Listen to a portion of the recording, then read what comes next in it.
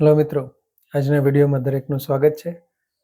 આજનો વિડીયો શરૂ કરીએ તે પહેલાં ડિસ્ક્લેમર કે સેબી રજિસ્ટર્ડ ન હોવાથી અહીંયા કોઈ સ્ટોકની ચર્ચા કરીએ એ લેવેજ તમારે તમારા ફાઇનાન્શિયલ એડવાઇઝરની સલાહથી કરવી. આપણે ફક્ત માર્ગદર્શન માટે એનું ડિસ્કશન કરીએ છીએ. તો આજે જે ઘણા સમયથી આપણે પેન્ડિંગ હતું એ હોલ્ડિંગ માટેનો જે હોલ્ડિંગ કંપનીઓનો વિડીયો મૂક્યો હતો અને ઘણા મિત્રોની કોમેન્ટ હતી કે બીજી પણ ઘણી હોલ્ડિંગ કંપનીઓ છે, તો એના માટેનો એક વિડીયો બનાવો. તો આપણે પાર્ટ 2 હોલ્ડિંગ કંપની એની ચર્ચા આજે આપણે આ વિડીયોમાં કરવાના છીએ. મેઇનલી હોલ્ડિંગ કંપનીઓ જે છે મિત્રો, એની કોઈ બિઝનેસ ખાસ હોતો નથી. એ કંપનીઓ બીજી જે લિસ્ટેડ કંપનીઓ હોય સ્ટોક માર્કેટમાં એમાં પોતાનું હોલ્ડિંગ ધરાવતી હોય અને એ કંપનીઓનું જે ડિવિડન્ડ આવતું હોય કે એનો કંઈ પણ રિવોર્ડ જે આવતો હોય, એના બોનસ શેર, એ બધું જ હોલ્ડિંગ કંપનીને મળતું હોય અને એ જ મુખ્યત્વે એની બેલેન્સ શીટ, એના આંકડામાંથી, એના પ્રોફિટ લોસ કે એમાંથી જણાતું હોય છે. મોટાભાગે હોલ્ડિંગ કંપનીઓ જે છે સારી સારી કંપનીઓ છે. લગભગ લોસ મેકિંગ કંપનીઓ હોય એની હોલ્ડિંગ કંપની હોય એવું બહુ ઓછું બન્યું છે, પ્રમાણ ઓછું છે.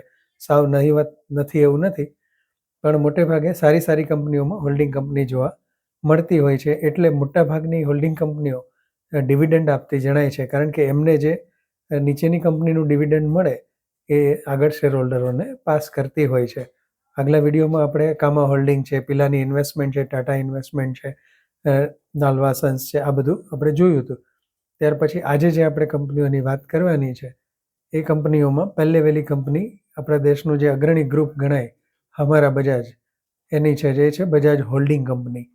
તો મેઇનલી બજાજ હોલ્ડિંગ કંપની જે છે એની અંદર હોલ્ડિંગ જોવા જઈએ તો બજાજ ફિનસર્વ, બજાજ હિન્દુસ્તાન, હર્ક્યુલિસ હોસ્ટ, મહારાષ્ટ્ર સ્કૂટર, મુકાંદ કરીને સ્ટીલ કંપની જે હતી એ, પદ્મનાભ એલોય કરીને એક કંપની છે, પછી ટ્રી હાઉસ પબ્લિકેશન્સ છે, ત્યાર પછીથી બજાજ ઓટો, બજાજ ઇલેક્ટ્રિકલ, આ બધી કંપનીઓ જે છે એ હોલ્ડ કરે છે બજાજ હોલ્ડિંગ કરીને. બધી સારી સારી કંપનીઓ કહી શકાય એ રીતની બધી કંપનીઓ એના હોલ્ડિંગમાં છે. પણ પાછું બીજી એક વસ્તુ એ છે કે આમાં ક્રોસ હોલ્ડિંગ પણ છે. દાખલા તરીકે મહારાષ્ટ્ર સ્કૂટર છે, તો મહારાષ્ટ્ર સ્કૂટર પણ એક પોતે હોલ્ડિંગ કંપની છે અને મહારાષ્ટ્ર સ્કૂટરની અંદર બજાજ ફાઇનાન્સ જે છે એની સામે બજાજ હોલ્ડિંગ, એમાં પણ એનો હિસ્સો છે. એટલે ક્રોસ હોલ્ડિંગ જે કહેવાય કે બજાજ હોલ્ડિંગમાં મહારાષ્ટ્ર સ્કૂટરનો હિસ્સો છે, મહારાષ્ટ્ર સ્કૂટરમાં બજાજ હોલ્ડિંગનો પણ કેટલોક હિસ્સો છે, એ રીતે એમાં જોવા મળે છે. એટલે હોલ્ડિંગ કંપની જે છે એની નીચે કંપની છે એ પણ એક હોલ્ડિંગ કંપની છે, આ રીતની જોવા મળે છે. પછીની એક હોલ્ડિંગ કંપનીની આપણે વાત કરીએ તો એ છે JSW હોલ્ડિંગ, અને એની અંદર એક હેક્ઝા કરીને કંપની છે એ ધરાવે છે. પછી JSPL, Jindal steel end power જે છે, જિંદાલ સ્ટેનલેસ છે, પછી JSW સ્ટીલ છે અને નાલવા સન્સ કે જેની આપણે ચર્ચા કરી હતી. તો આ બધી જ JSW હોલ્ડિંગની નીચે આવતી કંપનીઓ છે અને બધી જ કંપનીઓ સારી કંપનીઓ ગણાય છે. ત્રીજી જે કંપની આપણે ધ્યાનમાં છે એ છે BBTC, Bombay Burma trading corporation કરીને, અને એની અંદર એ જે હોલ્ડિંગ ધરાવે છે એમાં નેશનલ પેરોક્સાઇડ આવે છે, બોમ્બે ડાઇંગ આવે છે અને નેપ્રોલ ઇન્વેસ્ટમેન્ટ કરીને કંપની છે. હવે થોડા સમય પહેલાં બ્રિટાનિયાનું પણ આમાં હોલ્ડિંગ હતું, પણ હમણાં બ્રિટાનિયાના હોલ્ડિંગમાં જે ફેરફાર છે એમાં જોવા મળે છે એસોસિએટ બિસ્કિટ્સ કરીને. ભલે પ્રમોટર બધા એના એ જ છે, પણ એ BBTCની હોલ્ડિંગ કંપની છે કે કેમ એ વસ્તુ હજી એ ક્લિયર નથી કરી શકાણી. નહીંતર એક સમયે બ્રિટાનિયા જે છે એ પણ બોમ્બે બર્મા ટ્રેડિંગની અંદર જ એની કંપનીમાં આવતી હતી, પણ છતાં કદાચ હવે કંઈ નામ ચેન્જ કરીને કે બીજી કોઈ રીતે એનું હોલ્ડિંગ એમાં હોઈ શકે છે. ત્યાર પછીની જે કંપનીની આપણે વાત કરીએ એ છે Sumit security. Sumit security mainly જે કહેવાય કે RPG ગ્રુપની કંપની છે, રામપ્રસાદ ગોયંકા ગ્રુપ કહેવાય અત્યારે, જે ગોયંકા ફેમિલી દ્વારા મેનેજ થતું હોય. આ પણ ઇન્ડિયાનું એક રેપ્યુટેડ ફેમિલી છે અને ગાંધીજી સાથેની વાતો જે છે એમાં ગોયંકા ફેમિલીનો ઘણી વખત ઉલ્લેખ આવતો હોય છે, જેવી રીતે ઘનશ્યામદાસ બિરલાનો પણ ઉલ્લેખ આવતો હોય છે એ જ રીતે, અને એમનું પણ યોગદાન એ સમયે એમને ખૂબ સારું એવું હતું. તો સુમિત સિક્યોરિટી જે છે એની કંપનીઓમાં આવે છે Harrison Malayalam, CEAT, RPG life science, stall holding કરીને એક કંપની છે, ઝેન્સર ટેકનોલોજી, KEC ઇન્ટરનેશનલ. આ બધી જ સારી સારી કંપનીઓની હોલ્ડિંગ કંપની સુમિત સિક્યોરિટી છે. અને પાછું આની અંદર પણ જે સ્ટેલ સિક્યોરિટી જે છે એ સ્ટેલ સિક્યોરિટીની પણ હોલ્ડિંગ કંપનીઓ તમે જોવા જશો, કારણ કે એ પણ પોતે હોલ્ડિંગ કંપની છે, તો એની હોલ્ડિંગ કંપનીઓમાં CEAT, CESC Calcutta electric supply જે છે, PCBL Phillips carbon black, RPG, પછી RPG લાઈફ સાયન્સ આવશે, RPSG વેન્ચર આવશે, સારેગામા કરીને જે કંપની છે એ આવશે. ત્યાર પછી સુમિત સિક્યોરિટીનું હોલ્ડિંગ પણ સ્ટેલની અંદર છે અને ઝેન્સર ટેકનોલોજી, એટલે આમાં પણ ક્રોસ હોલ્ડિંગ જોવા મળે છે. અને સ્ટેલ હોલ્ડિંગ પાછું સુમિત સિક્યોરિટીની હોલ્ડિંગ કંપની છે. એટલે ટૂંકમાં ક્રોસિંગ જે કહેવાય કે એક કંપની હોય એની નીચે ઘણી બધી કંપનીઓમાં એનું હોલ્ડિંગ હોય, પણ એમાં નીચે જે કંપની છે એમાં પણ પાછું સામે આ કંપનીનું હોલ્ડિંગ હોય છે. તો આ રીતે આપણને જોવા મળે છે. ત્યાર પછીની આપણે કંપનીની ચર્ચા કરીએ તો એ છે બામેર લોરી ઇન્વેસ્ટમેન્ટ. આ કંપની બહુ ઓછી કંપનીઓમાં હોલ્ડિંગ ધરાવે છે અને એમાંનું એક છે કે એ છે બામેર લોરી એન્ડ કંપની કરીને જે છે એ એમાં હિસ્સો ધરાવે છે. આમ જોવા તો ગવર્મેન્ટની છે, પ્રેસિડેન્ટ્સ ઓફ ઇન્ડિયા, એટલે કે ગવર્મેન્ટ સેક્ટરની કંપની છે, પણ આ પણ ખૂબ જૂનું બિઝનેસ હાઉસીસ છે. અને બામેર લોરી જે છે એમાં પાછું એન્ડ્રુ યુલે જે છે એની પાસે પણ બામેર લોરીના ઘણા શેર છે. એટલે એન્ડ્રુ યુલે જે છે એ પણ બામેર લોરીની પ્રમોટર કંપની થાય છે. અને આ પણ એક ઇન્ટરેસ્ટિંગ કંપની છે. વચ્ચે એવો વિચાર કર્યો હતો કે બામેર લોરી એન્ડ કંપનીને એના બિઝનેસ વિશે વિડીયો બનાવવો, પણ ગ્રોથની વસ્તુ અને કેટલાક બીજા પેરામીટર્સ જોતા એમ થાય છે કે હજી એનાથી સારી ગ્રોથ ધરાવતી કેટલીક કંપનીઓ બાકી છે, તો પહેલાં એને પ્રાયોરિટી આપણે આપીશું. પછીની એક હોલ્ડિંગ કંપનીની વાત કરીએ તો એ છે વર્ધમાન હોલ્ડિંગ. વર્ધમાન હોલ્ડિંગ પણ એક સારું એવું ગ્રુપ ઓસવાલ ફેમિલી જે છે એના દ્વારા પ્રમોટ કરાયેલી કંપનીઓ હોય છે. એની નીચેની જે કંપનીઓ છે એમાં છે Vardhman acrylic, Vardhman speciality steel અને વર્ધમાન ટેક્સટાઇલ. આ પણ કંપનીઓ પછી જે આગળની મદુરા કોટ્સ, VLR એ બધી જે હતી એ બધી આની અંદર મર્જ થયેલી છે એક સમયે વર્ધમાન ટેક્સટાઇલમાં. એટલે આ પણ ખૂબ એક સારી કંપની ગણી શકાય. અને સ્ટેલ હોલ્ડિંગની તો આપણે વાત કરી. હજી પણ મિત્રો આના સિવાયની બીજી 8 થી 10 મને હોલ્ડિંગ કંપનીઓ ધ્યાનમાં આવી, પણ એની નીચે કેવું હોય કે 1 કે 2 કંપનીઓમાં હોલ્ડિંગ હોય. કોઈ કંપની ફક્ત 2 કે 3 જ કંપનીઓ ધરાવતી હોય અને પૂરેપૂરું એ જ કામ થતું હોય એવું જાણવા મળે છે.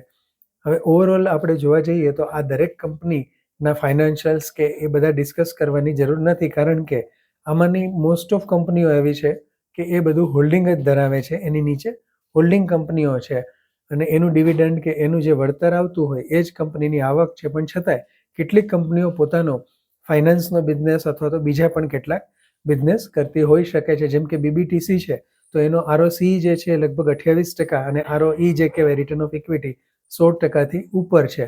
તો હોલ્ડિંગ કંપનીમાં જનરલી ROCE અને ROE 1% કે 2% જેટલું જ માંડ રહેતું હોય છે. એનો અર્થ એમ થાય કે BBTCને પોતાનો પણ કેટલોક બિઝનેસ છે, પછી હોઈ શકે કે અનલિસ્ટેડ એન્ટિટીમાં કરતી હોય અથવા લિસ્ટેડ એન્ટિટીમાં પણ કરતી હોઈ શકે છે.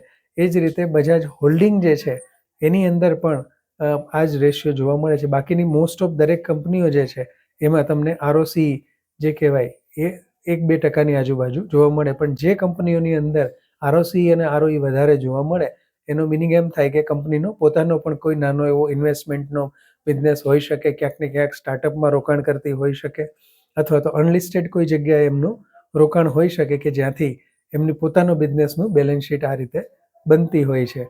એટલે આપણે દરેક કંપનીઓના જે કહેવાય કે ફાઇનાન્શિયલ્સ નથી ડિસ્કસ કરતા, પણ છતાંય આ બધી કંપનીઓની એક લાક્ષણિકતા જે કહેવાય કે કંપનીનો શેર ભાવ જે હોય એના કરતાં એની બુક વેલ્યુ 2 ગણી, 3 ગણી, 4 ગણી ઘણી વખત હોય છે. અને જ્યારે થોડા સમય પહેલાં 2-4 મહિના પહેલાં અંદાજે કહું છું કે જ્યારે આ બધી હોલ્ડિંગ કંપનીઓનો ક્રેઝ આવ્યો હતો ત્યારે ઘણી કંપનીઓ તો એવી હતી કે એની બુક વેલ્યુ જે છે એ 4 કે 5 હજાર હોય અને એનો ભાવ 1800 હોય, અને પછી એ ન્યૂઝ ફેલાણા હોય ને એ દિવસે સર્કિટ લાગી હોય ને હવે એનો ભાવ 4000ની આજુબાજુ કે 3500ની આજુબાજુ હોય, આવું જોવા મળે છે. પણ હવે હોલ્ડિંગ કંપનીઓ જે છે એના પણ PE રેશિયો ખૂબ વધારે થતા ગયા છે. તે એટલે કોઈ હોલ્ડિંગ કંપની અંડર વેલ્યુ મળે છે એટલી બધી નથી આપણને દેખાતી. તેમ છતાં ટાટા ઇન્વેસ્ટમેન્ટ અને પિલાની ઇન્વેસ્ટમેન્ટ મને પ્રમાણમાં સારી કંપનીઓ ધ્યાનમાં રાખવા લાયક લાગી છે. ઇવન સ્ટેલ હોલ્ડિંગની જે આપણે વાત કરી કે જે RPG ગ્રુપની કંપની છે એનો તો PE રેશિયો 50નો છે. જોકે એનો પોર્ટફોલિયો જે છે એમાં બધી જ બ્લુ ચિપ કંપનીઓ છે, તો કદાચ સ્ટેલ હોલ્ડિંગનું પોતાનું પણ કંઈક બિઝનેસ હોઈ શકે છે, એવું બની શકે. કારણ કે એની પણ ROCE અને ROE તો લગભગ 1.5-2ની આજુબાજુ જોવા મળે છે. હવે જે બીજી કેટલીક ઓવરવ્યૂની વાત કરી લઈએ, કારણ કે આપણે ફાઇનાન્શિયલ એક કંપનીના ચકાસવા અને એનું ડિસ્કશન કરીએ તો એ કોઈ ખાસ આપણા માટે કામની વસ્તુ નથી. જે ઓવરવ્યૂ કહેવાય કે એમાંથી જોઈ આપણે શું લાગે છે, શું નિર્ણય કરી શકાય એવું છે, અથવા તો આપણને કોઈ એવી માહિતી મળે છે તો એના ઉપર જ આપણે ખાલી ધ્યાન આપીએ છીએ. હવે આ બધી કંપનીઓમાં FIDIનું હોલ્ડિંગ જોઈએ તો બજાજ હોલ્ડિંગમાં ખૂબ સારું હોલ્ડિંગ એફઆઈઆઈનું 10-11% જેવું જોવા મળે છે અને ડીઆઈનું હોલ્ડિંગ પણ 6-7% છે. જોકે એફઆઈઆઈનું હોલ્ડિંગ થોડું ઘટ્યું છે, એટલે 11%માંથી કંઈક 10 પોઈન્ટ કે કંઈક સમથિંગ થયું છે. એટલે છેલ્લા લગભગ એમ માની લો કે 8-10 ક્વાર્ટરમાં માંડ 1% જેટલું ઘટ્યું છે બજાજ હોલ્ડિંગમાંથી. બાકી જેએસડબલ્યુ હોલ્ડિંગ જે છે એમાં એફઆઈઆઈનું હોલ્ડિંગ ખૂબ સારું કહી શકાય, 21.71, અને ડીઆઈનું સાવ મામૂલી અથવા અવગણી શકાય એટલું છે. બીબીટીસીની અંદર એફઆઈઆઈનું હોલ્ડિંગ 9.44% જેવું છે અને ડીઆઈનું હોલ્ડિંગ 1.5% છે. પણ સુમિત સિક્યોરિટીમાં લગભગ નીલ જેવું અથવા સાવ મામૂલી એફઆઈઆઈનું હોલ્ડિંગ જે કહેવાય 0.44 અને ડીઆઈ 0.20ની આજુબાજુ છે. એક બામેલ લોરી ઇન્વેસ્ટમેન્ટ જે કંપની છે એમાં એફઆઈઆઈનું હોલ્ડિંગ થોડું વધ્યું છે, બહુ ઓછું હતું, 0.50-60 હતું, એમાંથી 1 પોઈન્ટ જેવું થયું છે. વર્ધમાન હોલ્ડિંગમાં પણ કંઈ ખાસ એફઆઈઆઈ ડીઆઈનું હોલ્ડિંગ જણાતું નથી અને સ્ટેલ હોલ્ડિંગમાં પણ આ જ રીતની સિનેરીઓ આપણને જોવા મળે છે. તો આમ જોવા જઈએ મિત્રો તો હોલ્ડિંગ કંપનીઓ જે કહેવાય, એક તો એની ડિવિડન્ડ yield સારી હોય છે, બીજું કે એની નીચે જે કંઈ કંપનીઓ હોય એનો પોર્ટફોલિયો હોય છે. દાખલા તરીકે હું બજાજ હોલ્ડિંગ કંપનીનો એક શેર લઉં તો એનો થોડો ભાગ છે, એમાં થોડોક ભાગ બજાજ ફિનસર્વનો આવે છે, બજાજ હિન્દુસ્તાન શુગરનો આવે છે, હર્ક્યુલિસ હોઇસ્ટ કે જે બહુ સારી કંપની છે, મહારાષ્ટ્ર સ્કૂટરનો આવે છે, મુકુંદ લિમિટેડ જે એમણે ટેક ઓવર કરી છે એમનો આવી જાય છે, ટ્રી હાઉસ પબ્લિકેશન્સનો આવે છે, બજાજ ઓટો, બજાજ ઇલેક્ટ્રિકલ, આ બધી કંપનીઓ થોડો ભાગ મેં ખરીદી છે એવું આપણે કહી શકાય. તો ઓલ ઓવર આ એક જાતનું કહેવાય કે સેફ અને સ્ટેબલ ઇન્વેસ્ટમેન્ટ છે. કારણ કે એવું બને કે બજાજ ઓટોનું પરફોર્મન્સ ઓટો સેક્ટરમાં ખરાબ હોય તો ફાઇનાન્સ સેક્ટર સારું કરતું હોય તો બજાજ ફિનસર્વમાંથી વળતર મળે, મેટલ સેક્ટર સારું કરતું હોય તો મુકુંદ છે, સુગરમાં કોઈ સારા સમાચાર હોય તો બજાજ હિન્દુસ્તાન શુગર છે, એન્જિનિયરિંગ કંપની છે એમાં કંઈ પણ સારું થતું હોય તો એનો બેનિફિટ આપણને મળે. અને ઓલ ઓવર આ બધી કંપનીઓના શેર પ્રાઇસ કરતાં એની બુક વેલ્યુ ખૂબ સારી છે, એટલે ડિવિડન્ડ yield ક્યારેક કદાચ બોનસ કે આ બધા પણ બેનિફિટ મળવાની શક્યતા હોય છે. પણ ઓલ ઓવર હોલ્ડિંગ કંપનીઓ જે છે એ થોડું સ્ટેબલ અને પ્રમાણમાં સારું રિટર્ન આપતી હોય છે.